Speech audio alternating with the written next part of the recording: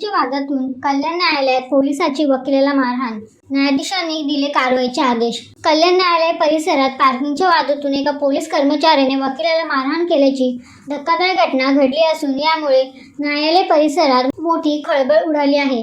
या घटनेनंतर वकील संघटनांनी तीव्र निषेध व्यक्त करत संबंधित पोलिसांवर कठोर कारवाईची मागणी केली आहे। मिळालेल्या माहितीनुसार वकील प्रशिक अंडागळे हे न्यायालयाच्या मागील गेटने बाहेर जात असताना पार्किंगमध्ये वाहन काढण्याच्या कारणावरून त्यांचा चौधरी नामक पोलीस कर्मचाऱ्यासोबत वाद झाला।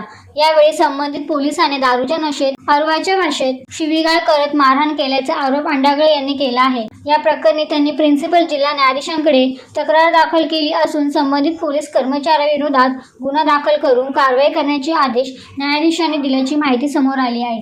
दरम्यान या घटनेमुळे न्यायालय परिसरातील सुरक्षेचा मुद्दा पुन्हा चर्चेत आला आहे। ते चौधरी करून एक मेजर होते तिथं गेटवरती उभे, तर मी माझी गाडी काढली। मी मेजरांना बोललो की मेजर मला जायचंय, मी गेट खोलतो आणि मी जातो आणि परत गेट लावतो। तर मग मला बोलायला लागले, तू कसा काय जाशील इथून, तुला जाऊन द्यायची परमिशन आहे हे ते, आणि शिवीगाळ करायला लागले। शिवीगाळ करून मी बोललो, मेजर शिव्या बेवा कशाला देताय तुम्ही? मग त्यांनी हातापाय चालू केले, हातापाय मग मारहाण केलं। माझा बोट वाकडा केला, हा वाला इथं लागलाय। परत दारू पिऊन पण होते ते। तुमचं नाव? माझं नाव ॲडव्होकेट प्रशिक अडांगळे।